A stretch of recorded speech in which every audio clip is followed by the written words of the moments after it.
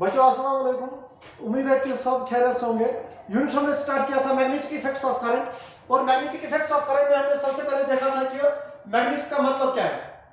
तो सबसे पहले यहाँ पे हमने देखा कि मैग्नेट्स होते क्या है, और हमने इसमें देखा कि मैग्नेट्स वो मटेरियल है जिसको प्रॉपर्टी ऑफ अट्रैक्शन या प्रॉपर्टी ऑफ रिपल्शन हो, यानी कि whether the material is attracting something or whether the material is repelling something, we can call that material as the magnets. But there are two types of magnets now. Broadly, if we categorize the magnets, one is called as the natural magnets. एक होता है हमारा जो हमारा natural magnet होता है, तो दूसरा जो हमारा मैग्नेट्स होते हैं वो होते हैं हमारे मैन मेड मैग्नेट्स. यानी कि मैन मेड मैग्नेट्स तो इनको हम कहेंगे इलेक्ट्रोमैग्नेट्स, यानी कि इलेक्ट्रोमैग्नेट्स. तो सबसे पहले मैग्नेट्स में हम जब हमने देखा कि नेचुरल मैग्नेट्स होते क्या है और कहां से ऑब्टेन करते हैं, हमने देखा इसमें एक और से हम ऑब्टेन करते हैं. एक और क्या होता है ये भी मैंने आपको एक्सप्लेन किया है पहले ही क्लास में. एक और होता है जिस और का नाम है मैग्नेटाइट, MAGNITITE. मैग्नेटाइट इस और का नाम है, और मैग्नेटाइट और से निकालते हैं हम एक यही मैग्नेट्स. तो फाइनली जो हमारे बनते हैं नेचुरल मैग्नेट्स. तो मगर यहाँ से और एक इसके अलावा और एक मैग्नेट्स होते हैं जिनको हम कहते हैं इलेक्ट्रोमैग्नेट्स. और इलेक्ट्रोमैग्नेट्स कब होते हैं, कौन से होते हैं इलेक्ट्रोमैग्नेट्स, यानी कि जहां पे भी करंट होगी, तो ये यूनिट उसी के साथ बिल्कुल इंटरलिंक्ड है. यानी कि जहां पे wire there is a current, there is a magnetic field, there is a magnetic effect. हम कह रहे हैं इस तरह से, अगर कोई हमारे पास कोई कंडक्टर है मान लो इस तरह से, और अगर इस कंडक्टर में जा रही है करंट जा रही है, और करंट को हम रिप्रेजेंट करते हैं आई से. अगर करंट इस कंडक्टर में है, it means that if the charges are flowing from one point to another point, suppose this is the point A and this is point B. If the charges are flowing from point A to point B, it means that there is a current. And where there is a current, there will be the magnetic field.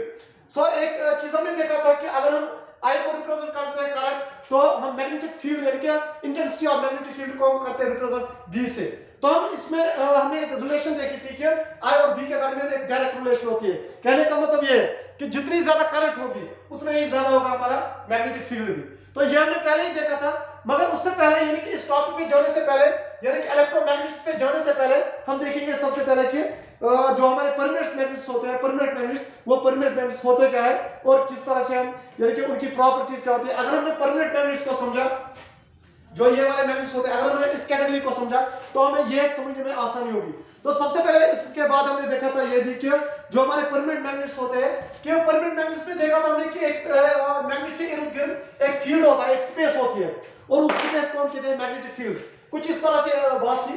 अगर मान लो ये हमारे पास magnet है और ये permanent magnet है, और उसका नाम बोलते हैं bar magnet. Suppose we have bar magnet suppose.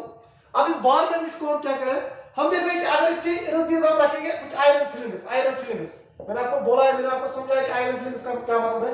कुछ आयरन फिलिंग्स को हमने इस तरह से रखा, इस तरह से इसके इर्द गिर्द रखा आयरन फिलिंग्स, छोटे छोटे पीसेस रखे आयरन के.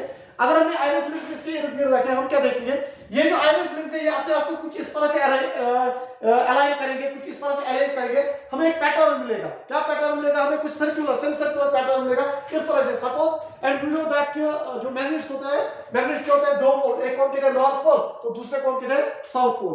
तो हम देख रहे हैं इस तरह से मैग्नेट, ये जो आयरन फिलिंग्स है अपने आप को अलाइन करते हैं इस तरह से. तो इस तरह से कुछ लाइंस जैसे निकल रहे हैं, तो इनको हम कहते हैं magnetic field lines. So these lines which arise from the north pole and up to the south pole, these lines are called as the magnetic field lines.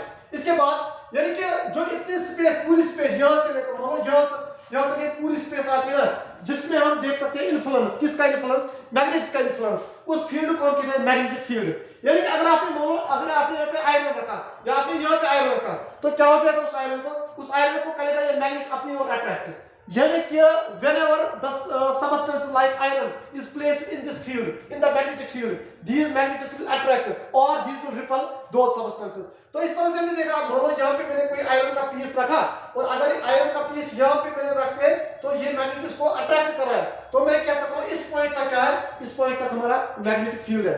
इसके बाद मान लो मैंने कोई पीस यहाँ पे रखा, सपोज मैंने कोई आयरन का पीस रखा और मैंने यहाँ पे रखा, तो मैं क्या देख रहा हूँ यहाँ पे उस आयरन के पीस पे कोई भी इन्फ्लुएंस नहीं आ रहा है, यानी कि ना तो अट्रैक्ट हो रहा है ना ही रिपल हो रहा है. तो इसको कहेंगे ये जो फील्ड है यहाँ से जो स्पेस बच गई ना हमारी, तो ये मैग्नेटिक फील्ड नहीं होता है. तो शॉर्ट में हम इतना कह सकते हैं, space around the magnet in which there is the influence of the magnet, whether it attracts or repulses the substance, that field is called as, or that space is called as magnetic field.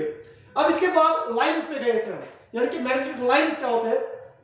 Magnetic lines में मैंने आपको बोला कि इसकी properties है, मैंने बोला आपको कि लाइन्स निकल रहे हैं इनके नॉर्थ पोल से जा रहे हैं साउथ पोल की ओर, मगर इनके हमने देखे कैरेक्टरिस्टिक फीचर्स, मैंने आपको एक्सप्लेन किया पहले क्लास में, मैंने आपको लिखवाया अभी कि क्लास में किस तरह से मैग्नेटिक फील्ड नॉर्थ पोल से निकल रहा है और कहां की ओर जा रहे हैं, साउथ पोल की ओर जा रहे हैं। तो मैग्नेटिक फील्ड डायरेक्शनल होते हैं, डायरेक्शनल मतलब north pole to south pole होती है इनकी डायरेक्शन, और ये क्या करते हैं यानी कि क्लोज्ड कर्व्स होते हैं, आप देख सकते हो कि क्लोज्ड कर्व्स, यानी कि एक नॉर्थ पोल से जब निकल रहे हैं ना तो बिल्कुल साउथ पोल तक जा रहे हैं, तो इनका एक डेस्टिनी होती है, इनकी एक डेस्टिनेशन होती है इनकी, यानी कि ऑरिजिन यहाँ पे नॉर्थ पोल और डेस्टिनेशन इनके साउथ पोल है। तो इस तरह से हमारे बनता है क्लोज्ड सर्कल बनते हैं, इस तरह से बनेंगे हमारे closed circle. So it means that all the magnetic lines these are the closed curves। इसके बाद हमने और एक प्रॉपर्टी देखी थी कि मैग्नेटिक लाइन्स जो होते हैं, मैग्नेटिक लाइन्स एक दूसरे को क्रिस क्रॉस नहीं करते, यानी कि इंटरसेक्ट नहीं करते, ये इस तरह से नहीं होगा यानी कि यहाँ से मैग्नेटिक लाइन निकलेगी और फिर यहाँ से जाएगी और फिर यहाँ से जाएगी, नहीं, ऐसा कभी भी नहीं होगा, कभी भी ऐसा नहीं होगा। तो जहां से लाइन निकलेगी तो इस तरह से चलेगी, यानी कि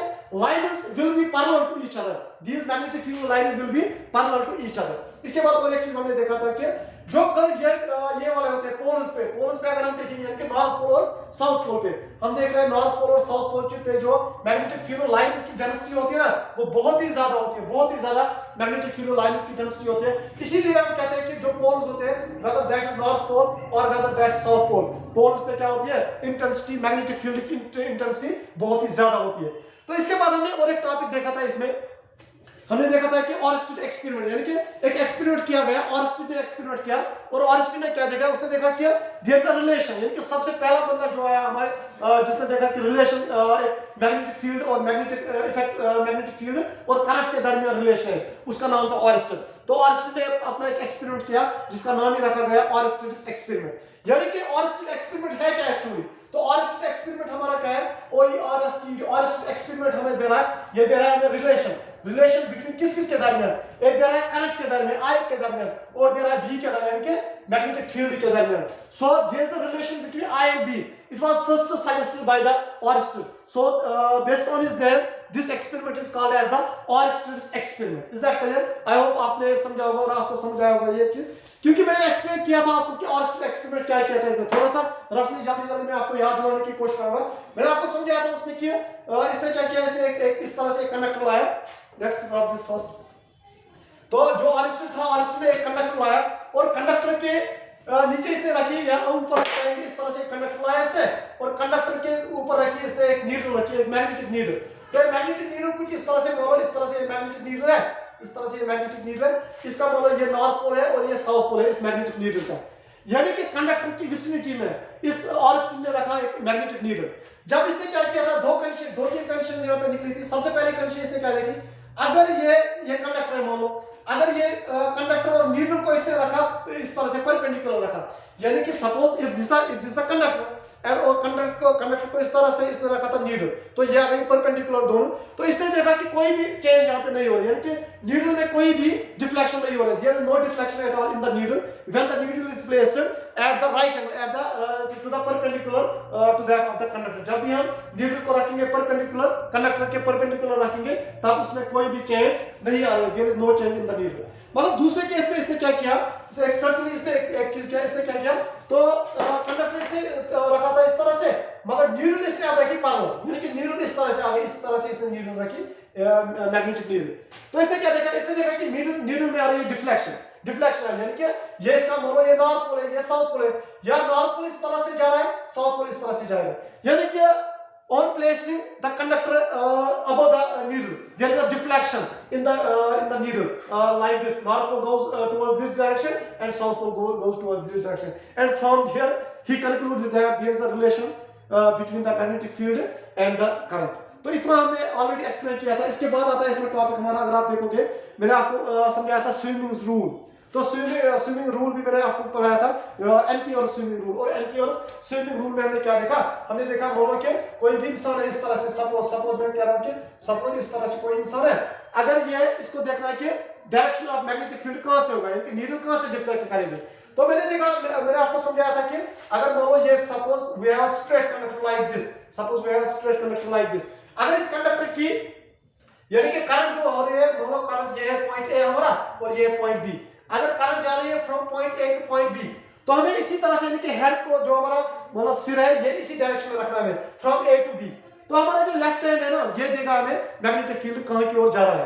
तो यानी कि मैग्नेटिक फील्ड यानी कि नीडल कहाँ की ओर डिफ्लेक्शन दिखाएगी। तो ये मैंने आपको ऑलरेडी से एक्सप्लेन किया था, एम्पियर स्विमिंग रूल बोल क्या रहा है, मैंने आपको लिखवाया भी था। तो यहाँ पे हम इसके बाद आगे बढ़ेंगे कि magnetic field due to current carrying straight wire, यानी कि magnetic field current carrying straight wire में किस तरह से होता है।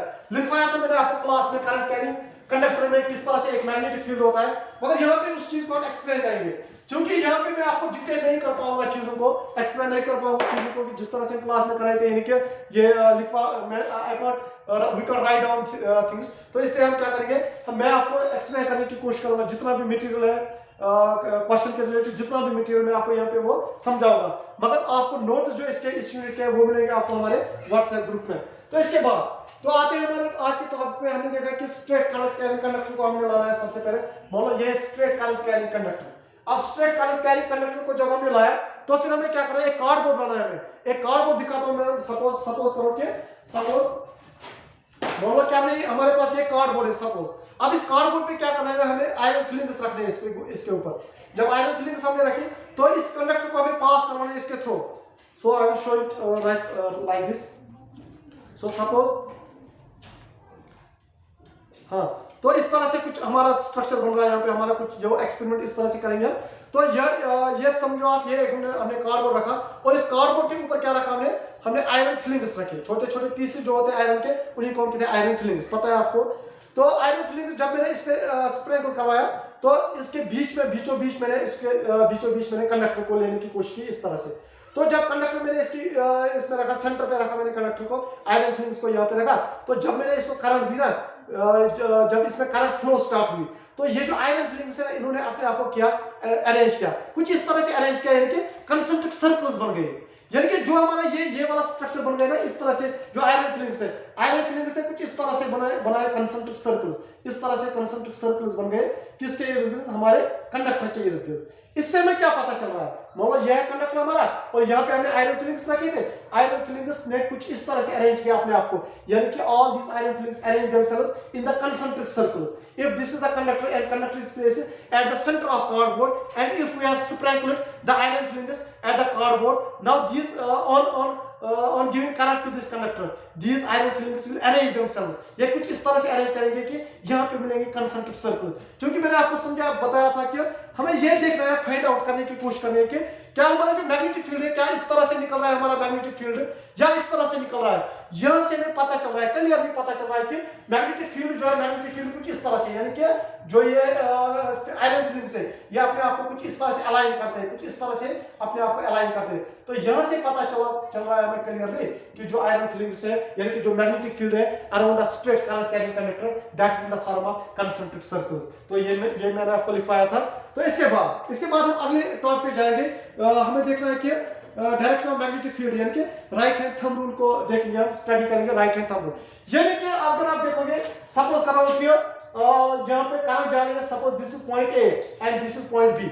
अब ये देखना है ना हमें कि पॉइंट ए से पॉइंट बी की ओर करंट जा रही है या पॉइंट बी से पॉइंट ए की ओर जा रही है। यानी कि क्वेश्चन कुछ इस तरह से, आप देखो क्या करंट इस डायरेक्शन में जा रही है, यानी कि फ्रॉम बी टू ए, और is the current flowing like this from A to B? यानी कि there may be two directions of flowing the current. One may be from B to A, another may be from A to B. पर इसके बाद और एक चीज हमें study करने की कोशिश करनी है, we have to find out कि क्या ये जो फील्ड लाइंस है, ये जो कंसेंट्रिक सर्कल्स बन गई, क्या ये इस तरह से, यानी कि क्लॉकवाइज डायरेक्शन में दो डायरेक्शंस होते हैं, एक को हम कहते हैं क्लॉकवाइज, कुछ इस तरह से मानो ये क्लॉकवाइज, सपोज दिस क्लॉकवाइज। इसी तरह से इसके अपोजिट होते हैं एंटी क्लॉकवाइज, कुछ इस तरह से होते हैं एंटी क्लॉकवाइज, इस तरह से। तो यानी कि मैग्नेटिक फील्ड लाइन जो निकल रहा है ना, क्योंकि मैंने आपको बोला कि जो भी हमारा मैग्नेट होता है, मैग्नेट के होते हैं दो पोल्स, एक होता है नॉर्थ पोल तो दूसरा होता है साउथ पोल। तो नॉर्थ पोल से निकल रहे लाइन्स, यहां से निकल रहे लाइन्स कहां की ओर जा रहे हैं, साउथ पोल की ओर जा रहे हैं। मगर यहां पे भी हमें देखने की कोशिश करनी है कि कहां से नॉर्थ पोल है और कहां से साउथ पोल है। इसलिए क्या है, इसलिए हम जो रूल पढ़ने वाला है उसको हम कहते हैं कि राइट हैंड थंब रूल। और राइट हैंड थंब रूल क्या बोल रहा है, यानी कि आपको उठाना है पहले, सबसे पहले अपना हाथ, राइट हाथ। उम्मीद है आप भी उठाओगे, मेरे साथ साथ आप भी इन चीजों को समझने की कोशिश करोगे। तो आप पहले सबसे पहले अपना राइट हैंड उठाओगे। जब आपने राइट हैंड उठाया ना, तो आप क्या करोगे, आप करोगे काम, ये जो आपका थंब है, थंब जो है, थंब को आप रखोगे उस डायरेक्शन में जिस डायरेक्शन में करंट जा रही है। यानी कि अगर करंट जा रही है, मान लो सपोज कर रहा हूं मैं, अगर करंट जा रही है इस तरह से, यानी कि बी टू ए जा रही है करंट, यानी कि डाउन टू अपवर्ड जा रही है बी टू ए, तो आप इस तरह से रखोगे थंब को। फिर क्या, ये जो फिंगर्स है ना, फिंगर्स को आप करोगे, कर्ल करवाओगे, जिस डायरेक्शन में कर्ल कराएंगे ना फिंगर्स, उसी डायरेक्शन में मैग्नेटिक फील्ड है, यानी कि मैग्नेटिक फील्ड लाइंस उसी डायरेक्शन में रोटेट कर रही है। अगर मान लो इस तरह से मैं कुछ समझा रहा हूं आपको, सपोज कह रहा हूं मैं, अगर यहाँ पे मेरा जो मैग्नेटिक फील्ड है, जो मेरी करंट है, करंट जा रही है फ्रॉम बी टू ए, तो इस तरह से मान लो मेरा बन गया ये वाला जो, ये जो थंब है हमारा, थंब दिखा रहा है डायरेक्शन ऑफ करंट, इस तरह से मान लो करंट जा रही है। ये जो फिंगर्स है ना, फिंगर्स क्या इस डायरेक्शन में वर्ल हो जाएंगे? नो, नॉट एट ऑल, इस डायरेक्शन में तो वर्ल नहीं हो जाएंगे, कर्ल नहीं। तो इस डायरेक्शन में हमें फिंगर्स को कर्ल करवाना है। जब हम फिंगर्स को इस डायरेक्शन में करवाएंगे ना कर्ल, इसका मतलब इस डायरेक्शन में आपका अगर करंट जा रही है, तो जो ये वाला डायरेक्शन है ना फिंगर्स की डायरेक्शन, ये दिखा रहा है हमें मैग्नेटिक फील्ड लाइंस की डायरेक्शन। शॉर्ट में आपको याद कर रखना है, आपको याद ये रखना है कि जो राइट हैंड थंब रूल है, राइट हैंड थंब रूल दे रहा है हमें एक डायरेक्शन दे रहे हैं, किसकी डायरेक्शन? एक दे रही है हमें करंट की डायरेक्शन, तो यानी कि करंट की डायरेक्शन, दूसरी दे रहे हैं हमें direction of magnetic field lines. तो करंट की डायरेक्शन किस तरह से दे, अगर बी टू ए करें मूव, तो थंब आपको ऊपर की ओर रखना है। अगर आप ए टू बी करें मूव, मतलब इस तरह से करें, तो आपको इस तरह से थंब रखना है, इनके डाउनवर्ड्स रखना है। तो ये जो कर्लिंग ऑफ फिंगर्स है, ये आपको देगा, यानी कि इस तरह से देगा आपको direction of magnetic field line. तो यहां से पता चल रहा है आपको राइट हैंड थंब रूल से कि करंट में जब कंडक्टर में करंट जा रही है हमें बी टू ए, तब किस तरह से, इस तरह से होंगे हमारे magnetic field lines.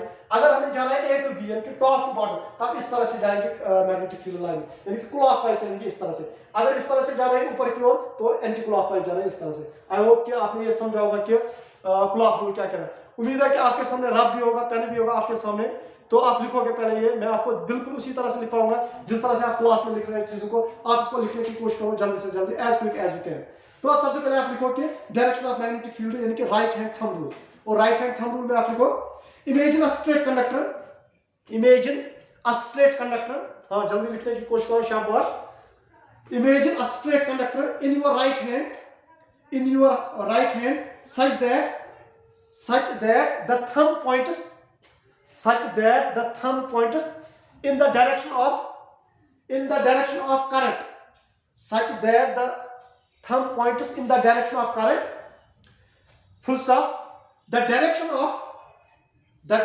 of curling of fingers, the direction of curling of fingers of the right hand, the direction of curling of fingers of the right hand gives the direction of magnetic field lines, gives the direction of magnetic field lines।